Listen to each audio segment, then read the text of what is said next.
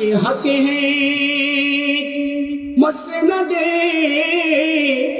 अरिफाते रसूलुल्लाह के देखनी है हशर में इज्जते रसूलुल्लाह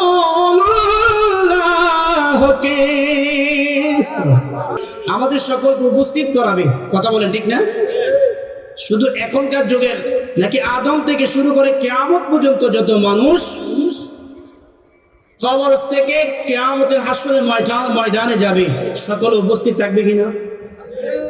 এটা আপনাদের জন্য, কারণ বর্তমানে ফিতনা ফাসাদ বেশি হচ্ছে, আমার রাসূলকে নিয়ে কটূক্তি বেশি হচ্ছে, কথা বলেন নাকি?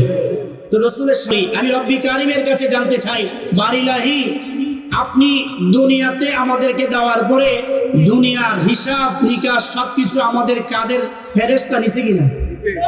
নিছে কিনা? তো ফেরেশতা যখন নিছে, ফেরেশতা সবকিছু লিখে ফেলেছে। এখন আপনি আমাকে দেখে জান্নাতে দিবেন বা জাহান্নামে দিবেন, এটা তো সহজ বিষয় হয়ে গিয়েছে, কথা বলেন ঠিক কিনা? কে জান্নাতি কে জাহান্নামী?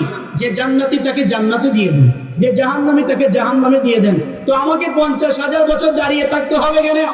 আমার বারিলাহি বললেন, এই আমার বান্দারা শুনো, আদম থেকে কিয়ামত পর্যন্ত আমার নবী পর্যন্ত যত উম্মত আমার বান্দা ছিল সকলকে হাসরের ময়দানে দাঁড় করাবো। এই কারণে রোজ আজল থেকে শুরু করে প্যারা নবী সাল্লাল্লাহু আলাইহি ওয়াসাল্লামের শান আর এখন পর্যন্ত আজমতের শান আরশের নিচে ওই কাদারা ছায়ার ভিতরে যখন দেখবো, আসনে বসাবো, আমার নবীকে দেখানোর জন্য, আমার রাসূলের ইজ্জত দেখানোর জন্য, প্রত্যেক মানুষের জন্য হাসর আমি নবীর জন্য সাজিয়েছি।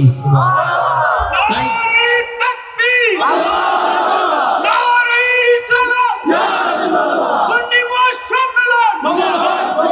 আমার আলা হযরত বলেন, अरिश हक है मसनदे अरिफाते रसूलुल्लाह के देखनी है हशर में इज्जते रसूलुल्लाह के। इज्जते रसूलुल्लाह हाशर साजाबे काর জন্য? নবীর জন্য। সুবহানাল্লাহ।